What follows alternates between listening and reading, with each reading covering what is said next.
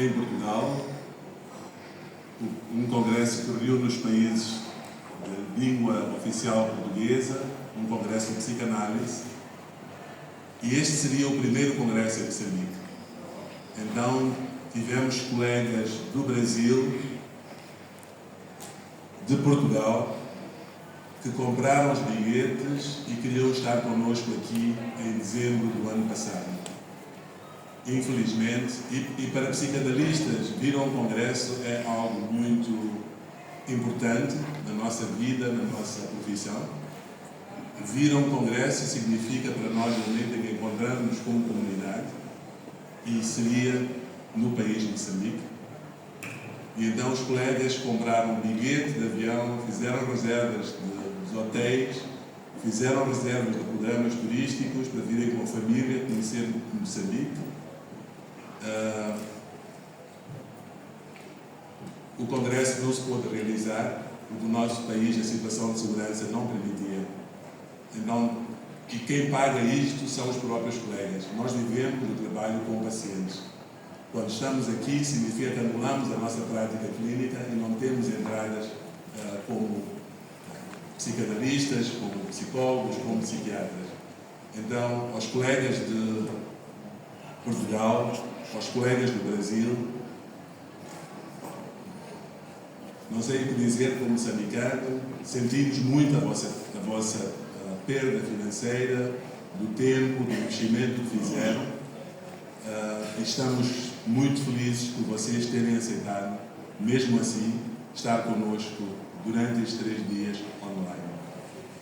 Aos colegas brasileiros, aos colegas angolanos que estão connosco presencialmente, vai o nosso obrigado, sabendo que é uma viagem que devia ter acontecido em dezembro. O tema do nosso congresso mostra a relevância deste tema, construir a paz, fabricar a guerra. O que vivemos em Moçambique está ligado a esta temática e torna esta temática mais importante ainda. Eu fui convidado apenas para dar as boas-vindas, portanto, boas-vindas a todos os colegas aqui na sala. Este é o Congresso de Psicanálise de Língua Portuguesa, é o 6º Congresso. Para este Congresso, presencialmente, temos os oradores, os moderadores, estamos a falar, temos a 7 colegas que vão connosco trabalhar como oradores e moderadores. Muito obrigado, colegas que estão aqui na sala. As crianças já correm de mãos dadas ao encontro das suas paixões, gritam vozes outroras, amor pesada, cantando amor, amor, amor, mesmo sem noção, é a nossa paz, paz do povo, somos pela paz, cantando com o povo, sim é paz, sim é vida, somos pela paz, sim é o amor. Enorme para fomentar a violência como solução, de uma parte ou da outra parte. Eu gostava de pôr uma questão completamente de acordo. Quando tu trazes muitas vezes nos teus escritos a questão da esperança, acho que é uma mensagem sempre de esperança, e havia uma outra questão que eu também gostaria de pôr, talvez saímos um bocadinho de Moçambique e não, mas que acho que é qualquer coisa que nos... E mesmo essa questão do colonizador não nos foi passada, não foi pintada como o português como um monstro. Tanto que o meu pai relata muito quando vinha esta questão da questão das manifestações que nós tivemos recentemente, e ele dizia assim, quando foi a altura de quando os portugueses foram embora, a população da cidade de Maputo revoltou-se muito. Tivemos revoltas, muitas revoltas populares. E a população ia e violentava, matava com as próprias mãos aos cidadãos portugueses. Retiravam das casas, retiravam das lojas, e as próprias forças da Frelimo tinham de intervir para que os portugueses não fossem assassinados pela população.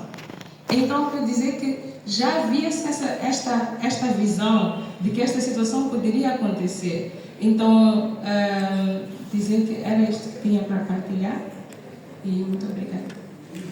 E não gostaram, pensaram, brancos, que querem estar com Frelimo, então penso que depois foram para a Algéria ou qualquer coisa.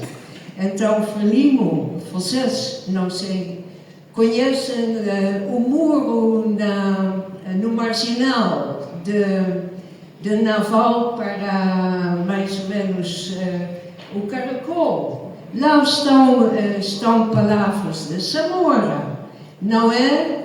A cor, a religião, a raça, não sei o quê, masculino ou feminino, todos somos moçambicanos. Yeah? Isto foi sempre a posição da Frelimo durante a luta de libertação.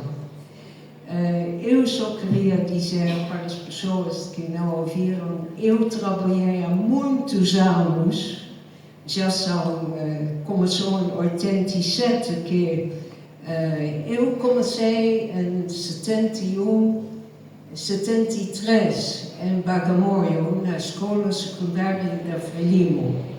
E antes da independência, essa escola, que era de 5ª classe para a 8ª classe, alunos vieram das zonas libertadas, e os primeiros anos quase tinham minha idade, eram um pouco mais jovens. E só numa dada altura chegou um grupo de continuadores. Os outros primeiros já tinham feito treino militar, já tinham 18 anos, 16, 18, para fazer 5ª classe. Antes da independência, em junho, a escola foi transferida para Ribau, em Nampula, nas montanhas. Da costa das dunas em Tanzânia para as montanhas. Então os alunos no inverno ficaram no sol. Yeah. Mas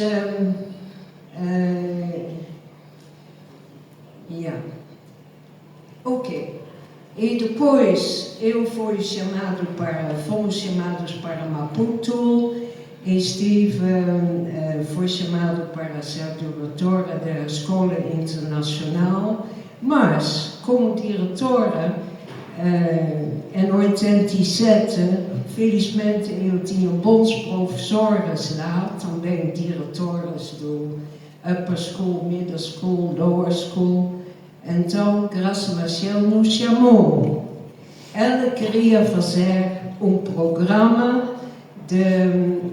para criança afetada pela guerra, com Renamo, especialmente em 87, quando Renamo tentou cortar o país, de Tete para Zambésia e para a costa. Então, tinha intensificado a guerra e muitas escolas foram destruídas, crianças e famílias deslocadas, como falaram de Cabo Delgado. A história que a senhora ontem falou de Cabo Delgado ou de Nacala era tal igual que nós ouvimos.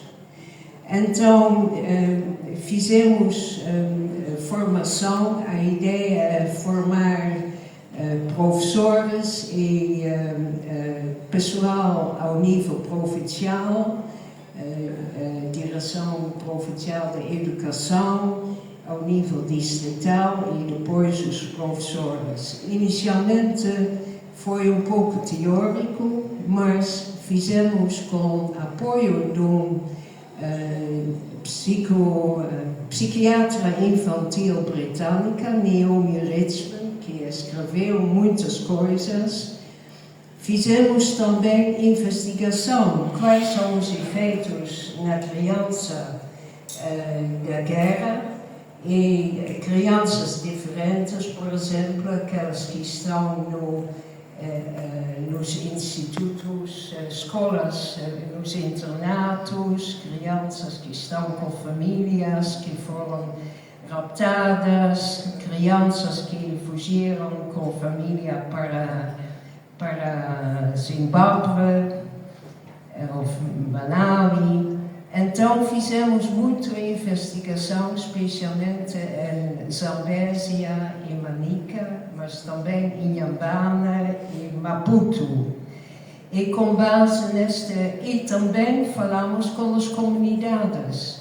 Como vocês tratam aquelas crianças quando voltam das zonas Renamo, ou homens ou mulheres? Como que tratam?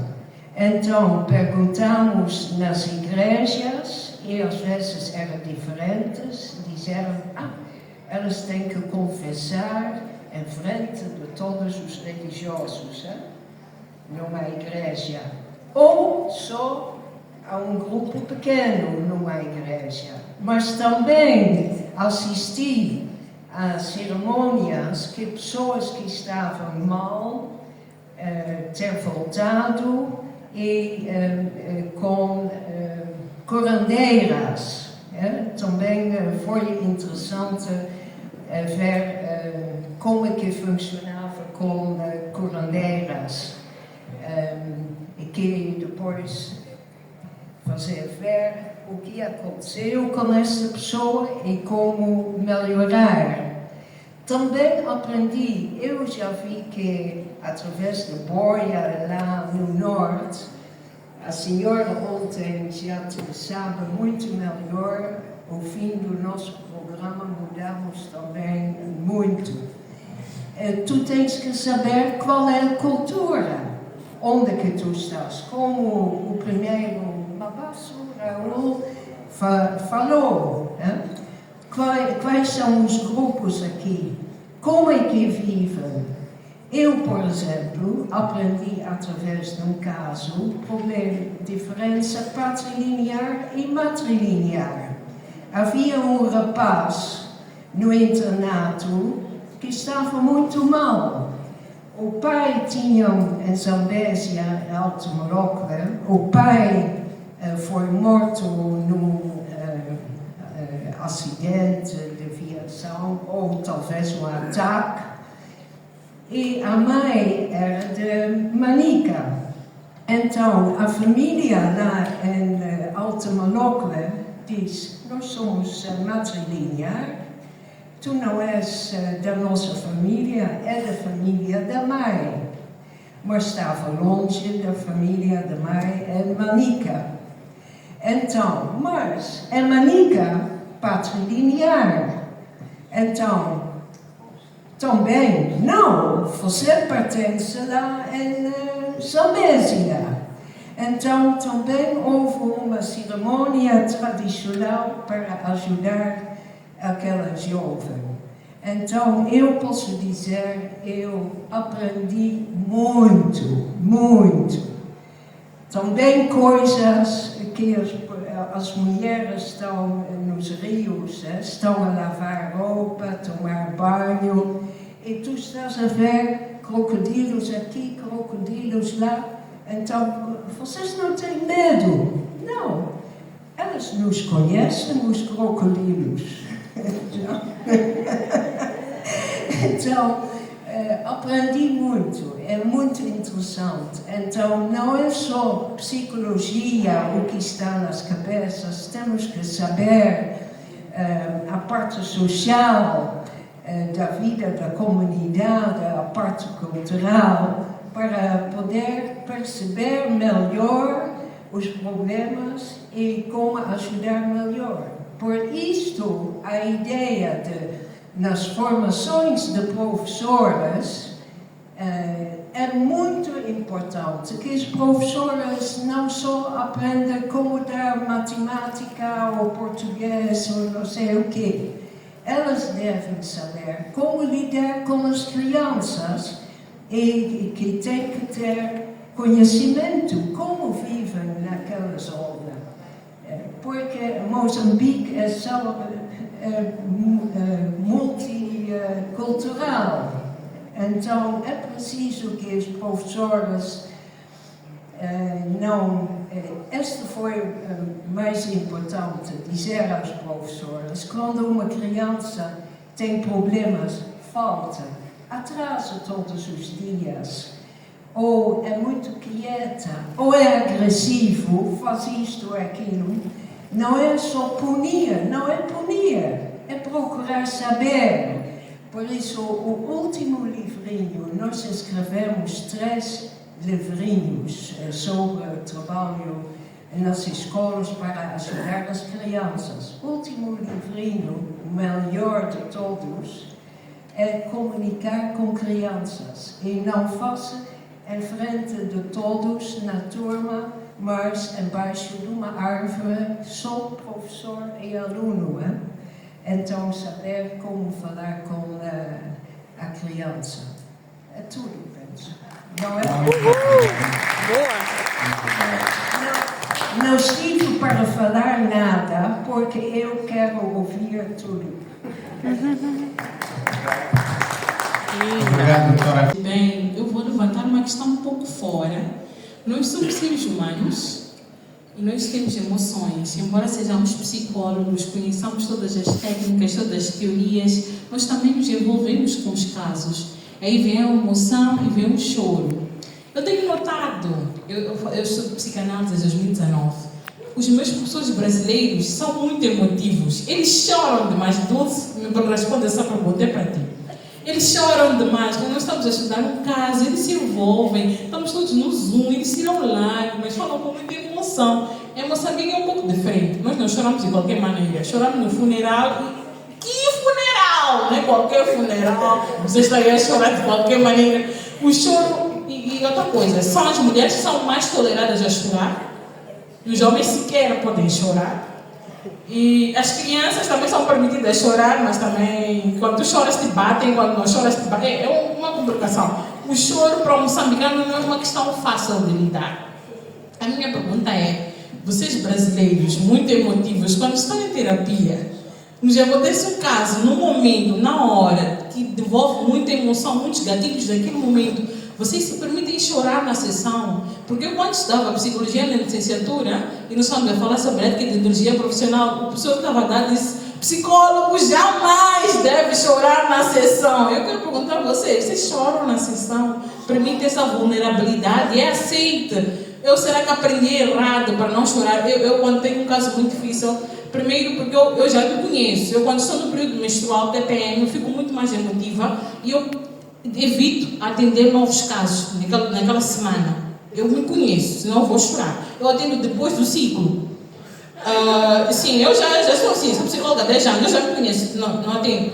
Mas eu não choro. No início da minha carreira, eu chorava depois da sessão. E eu ligava para minha mãe, eu ligava para um amigo. Era terrível. Depois eu estava fazendo tudo errado, não fazia análise, não fazia sessão, não estudava o caso. Por essa razão eu descompensei em algum momento. Mas eu queria saber, vocês choram? E me expliquem isso aí. Obrigada. Cláudia, quer responder? Compartilhar essa ideia comigo. A gente tem trabalhado muito no Brasil a questão da neutralidade, de poder realmente se vulnerabilizar e poder sentir com. Sem ser antiético. Sem ser antiético. Okay. Sandro Ferenczi, que foi tão citado nas mesas de ontem para hoje, trazia sobre... Ele tem um texto muito interessante chamado A Flexibilidade da Psicanálise. Mais ou menos esse é o título. E ele diz desse sentir com o analisante, com o paciente. Você não sente por essa pessoa, mas como. Isso não quer dizer que vamos nos debulhar em lágrimas ou nos tornar mais emocionados do que o próprio analisante. Mas ao sermos tocados, nós mostramos que estamos ali, não somos uma pedra de gelo diante daquilo que está sendo dito. Uma analisante minha que conta uma violência profunda e ela não está ainda no divã, ela está ali de frente comigo, olho no olho, e colocando toda aquela dor, eu sinto como. E ela vai ver que eu estou emocionada assim, que meu olho está cheio de lágrimas. E ela volta na sessão seguinte? Não, só volta como fica, e a gente tem aí as sessões. É Moçambique não voltar, um psicólogo que chora. Não, eu entendo que tem toda uma questão cultural, mas deixo aqui uma reflexão sobre poder o analista sair do lugar mítico de não afetar de jeito nenhum, mas poder ser atravessado por aquilo que acontece. Né? Então essa é a minha posição. Não sei se as outras brasileiras concordam. Boa noite. O meu nome é Cândida Movaga, sou psicóloga, psicanalista em percurso, ativista social e moçambicana. Bem, eu acho o seguinte, e eu ia mediar a fala do Toboia. Lobolo é uma prática cultural, minha constituição. Eu sou natural da cidade da Beira, apenas nascida. A minha família, quer materna, quer paterna, é de Massinga, somos machos de gema patriarcal e nós temos o hábito de lobolar. Na minha família, o lobolo, na minha família não, no meu clã, na minha tribo, o lobolo não tem essa visão de comprar, não tem essa visão de comprar, pelo contrário, é um dote que a família de noivo dá como forma de agradecer a família da noiva. E para alguns, nós somos um pouco aculturados, somos da família metodista, da igreja metodista livre, já não temos a componente de pagar e honrar os antepassados, mas outros que não têm essa visão cristã muito enraizada, até honram os antepassados com aquele valor do lobolo, com aquele dote que é dado. Infelizmente, os valores hoje em dia são totalmente distorcidos. Algumas famílias olham o lobolo como forma de usurpar bens da parte do noivo, que é errado. É aí onde nasce a questão da violência doméstica. Na minha família, uma mulher que não é lobolada, ela vai para a casa do marido, tem filhos lá, e se ela perder a vida, nós obrigamos para que lobole-se um cadáver. Isso acontece na minha família. E não é à toa. Ou então, lobola os filhos que nasceram daquela relação. E para nós está tudo bem. Uma mulher da minha família que não é lobolada, não é valorizada, da mesma forma que na Zona Norte, que não faz rito de iniciação, não é tido como homem, como mulher, aqui na Zona Sul, lobolo também tem um valor cultural. Na minha família, estamos num ponto onde não valorizamos tanto o casamento civil, pela lei dos homens, mas sim o lobolo. Se tu já fizesse lobolo, nunca mais te incomodam. És um comana bem-vindo. E tem esse valor. Eu fui educada, desde criança participo em lobolos, e fui incutida, eu quero ser lobolada, e está tudo bem. E, sinceramente, o meu esposo, seja ele, o futuro esposo, seja ele internacional, ou do outro clã, de outra tribo, ele vai ter que perceber esse valor. E não é essa perspectiva. Eu acho que isso vem nos últimos anos, 2000, 2010, onde a pessoa, infelizmente, opta um lobolo como uma forma de enriquecer, vem mais o material e não a valorização. Porque na minha tribo, a mulher é preciosa. Até disse que é patriarcal, mas quem tinha mais poder entre meu avô e minha avó era minha avó. Minha avó é que era tal matrona, ela que recebia. Era uma coisa muito bonita de se ver. E eu acho que essa visão, eu vejo as pautas feministas já incentivam com a nova geração de mulheres passem a não aceitar o lobolo, que eu não acho que é ético. Há questões nossas da cultura devem ser valorizadas e há causas supersticiosas de famílias que temos que estudar isso. Apoio psicológico, já atendi alguém que ela disse que estava com dificuldade de conceber. Ela disse, na verdade, uma tia chamou uma atenção que eu não estou a conseguir gerar filhos porque não fui lobolada. Então eu disse, ok, qual é a dificuldade de fazer o lobolo? Disse, meu marido é do norte, eles não têm essa cultura. Então houve uma sessão, conversamos, o marido disse, ok, vamos lobolar, mas o marido tem fé, acreditem. No mesmo ano que ela foi lobolada, no mesmo ano ela engravidou de gêmeos. Essa história eu posso, pena que eu não posso dizer nomes, mas é real. Não sei se era uma questão de pressão psicológica, trauma, e depois do lobolo ela ficou mais apta em gerar um filho. Pode ser que sim, mas foi uma coisa, um fato que aconteceu. Então temos que começar a olhar essas práticas não como diabolizar, e há uma necessidade de voltar a educar as nossas comunidades a olharem a prática do lobolo como algo benéfico para o nosso seio. E não importar coisas estrangeiras e achar que o que é nosso é errado. E sobre a masculinidade tóxica, é uma luta constante. E os homens não costumam estar em mesas como essas a discutir sobre as dores. E os homens sofrem muita pressão. É penoso ser mulher em Moçambique, mas é ainda mais penoso ser um homem. Quando não és provedor, quando não és machista, os homens não comunicam. Não é então que nosso índice de suicídio em Moçambique, quem lidera são os homens, em todo o mundo. Então, homens estão a vir, pedir ajuda não é fraqueza, se vulnerabilizar não é sinônimo de fraqueza, não vai ferir a sua masculinidade.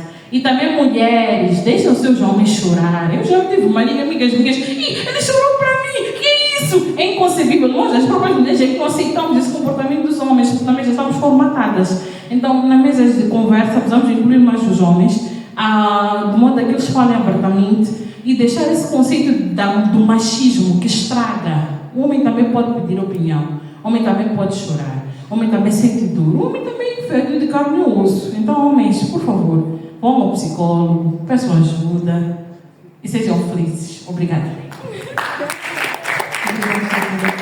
Violento. Por conta das manifestações, muitas pessoas perderam os seus bens, tiveram vandalizações e saques. Muitas pessoas ficaram fisicamente feridas, tivemos casos de morte. Enfim, vivenciamos momentos de terror. As ruas e cidades e vilas de Moçambique foram, durante as manifestações, a pátria de pés descalços, na brancura do algodão, pátria de beijos e promessas de mais beijos, os pés descalços da pobreza e exclusão social, há promessas traídas, um enorme fosse entre o Estado e milhões de cidadãos. O genuíno grito mais gritado era: povo no poder, ou tudo para todos, ou nada para ninguém. E estas reivindicações faziam ecoar as demandas da Frelimo, Frente de Libertação de Moçambique, durante a luta armada de libertação nacional contra o colonialismo português, e de milhares de nacionalistas moçambicanos que ofereceram suas vidas pelo sonho de um Moçambique livre, mais humano e justo.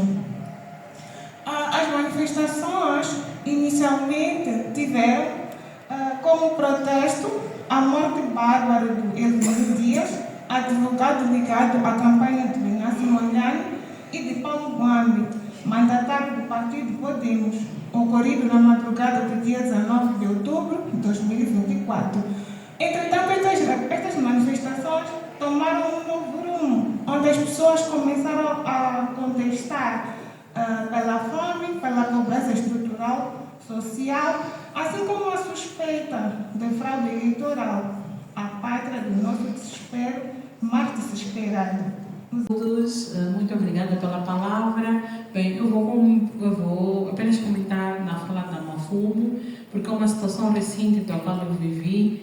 Eu nasci em 94, uma geração pós-guerra civil. Na minha memória, nunca fui exposta a situações de extrema violência, nunca vi a minha integridade e vida posta em risco, tal como as outras gerações viveram. Pelo menos no meu país. Eu nasci numa era de paz e tranquilidade, mas depois era só ouvir dizer em 2011, com os ataques da Renamo na Zona Centro, onde condicionou a minha viagem para visitar familiares, íamos mais pela via aérea, mas nunca havia presenciado e sentido na pele uma situação de insegurança, ao ponto de eu não saber quando vou sair de casa, porque eu particularmente, eu e a minha família ficamos em reclusão, dentro de casa, sem poder sair, sem poder se comunicar, e a situação veio se agravando quando um pouco mais de 1000 reclusos foram soltos, não sabemos, mas houve uma rebelião, invadiram-se da cadeia da BO, da cadeia de máxima segurança e da cadeia civil, e naquela noite eu tenho um sono de pedra, mas estavam a circular mensagens nas redes sociais que estão a atacar, que estão a violar mulheres, e a minha casa só tem mulheres.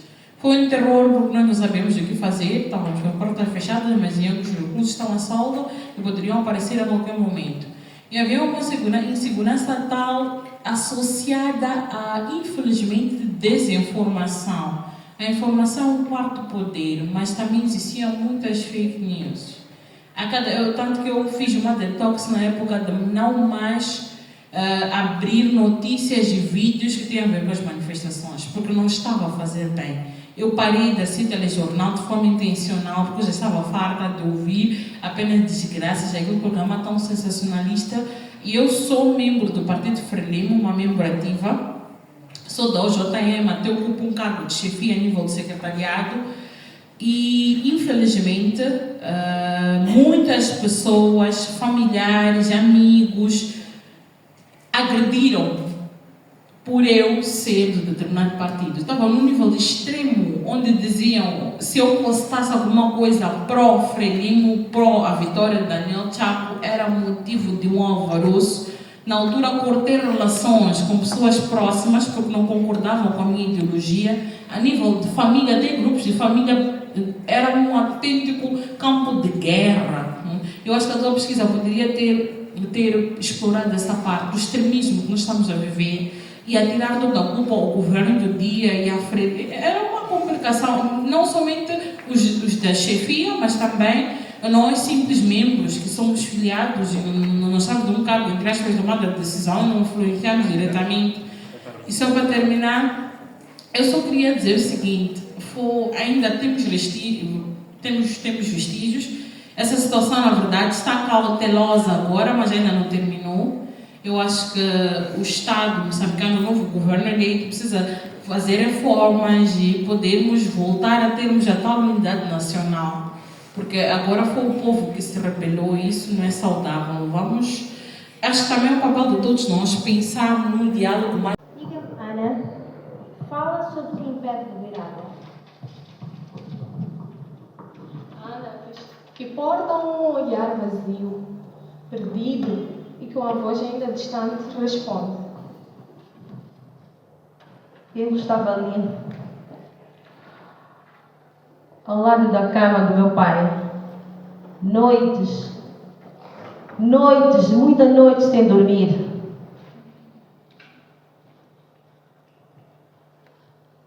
Em sua mente aparece a imagem da sua versão mais jovem, ao lado do pai, que está doente.